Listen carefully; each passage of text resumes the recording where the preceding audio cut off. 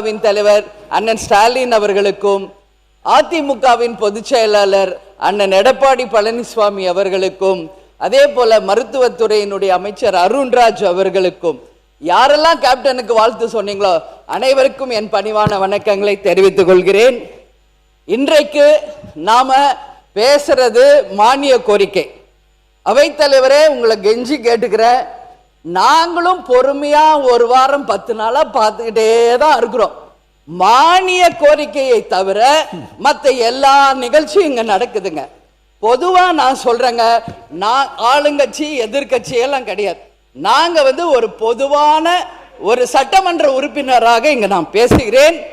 இங்க மக்களுக்காக பேசுறதுக்கு தான் இந்த சட்டசபை. ஓகே, உங்க கருத்து சொல்லுங்க, ஒரு 5 நிமிஷம் சொல்லலாம், ஆளுங்கட்சியோ எதிர்கட்சியோ. ஆனா டெய்லி 6:30 மணி வரைக்கும் போவதற்கான ரீசன்